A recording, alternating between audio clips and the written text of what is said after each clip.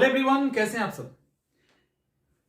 देखिए, सब लोग कोशिश करते हैं अपने हिसाब से सही करने का, लेकिन गलतियां हो जाती है।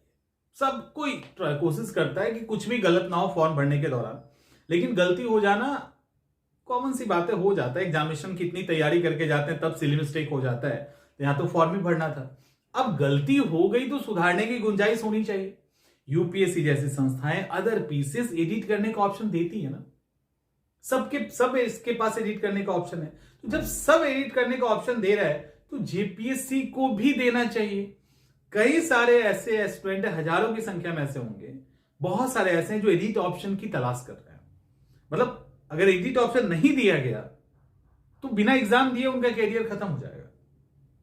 गलती हो गई, अब गलती हो गई तो उसका मतलब इतना बड़ा सजा, तो इतनी बड़ी गलती तो नहीं कि इतनी बड़ी सजा मिल जाए कि एग्जाम में बैठने लायक ही नहीं रहे।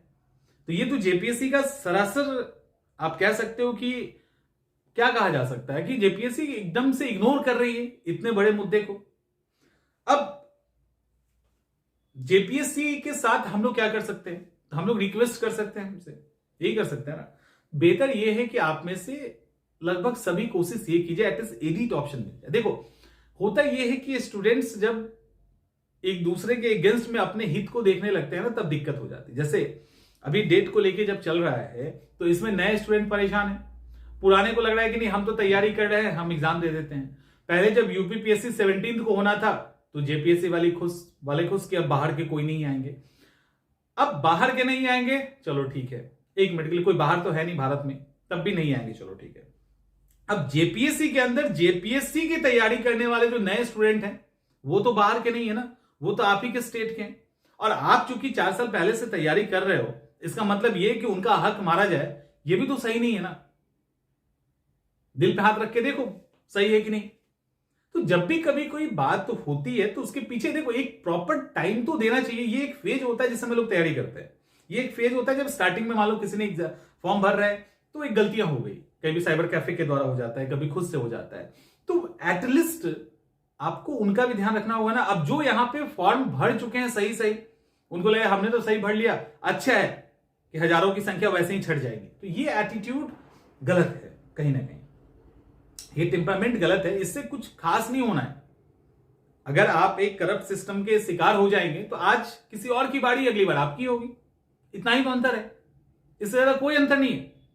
तो मेरा ये सुझाव है आप सबको कि आप लोग सब जो भी जेपीएससी के ऑफिसर हैं, जेपीएससी का जो साइट है जहां पे टैग किया जा सकता है, वो ट्वीट करके या फेसबुक के थ्रू, अलग अलग प्लेटफॉर्म पे अलग अलग सबके जो मिनिस्टर्स हैं, जो विधायक हैं, मंत्री हैं, उन सबको सब पे आप लोग ना एक बार रिक्वेस्ट डालिए कि एडिट ऑप्शन एक्सटेंड, ठीक है, का वहां पे बात कीजिए। एटलीस्ट एडिट ऑप्शन तो 1-2 दिन के लिए खुले कि जो बिना एग्जाम दिए एग्जाम के बाहर हो रहे हैं छोटी सी गलती के कारण, ये तो बहुत बड़ी बेईमानी हो जाएगी ना उनके साथ, बहुत बड़ा दुर्घटना हो जाएगा। तो एडिट ऑप्शन तो मिलना ही चाहिए। 17 का जो होना है एडिट ऑप्शन मिलना चाहिए। एडिट ऑप्शन के लिए आप छोटा सा कैंपेन चला दीजिए। ये कोई प्रोटेस्ट करने को नहीं कहा जाता, ना ही कोई इलीगल बात करने को कही जा रही है आपको।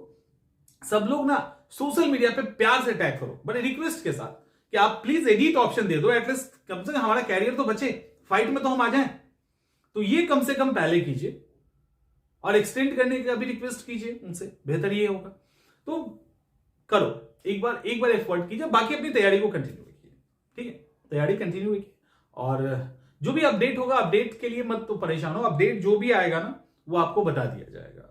अपडेट्स के लिए परेशान नहीं होइए, क्योंकि अपडेट के लिए हम लोग भी लगातार एफर्ट कर रहे हैं।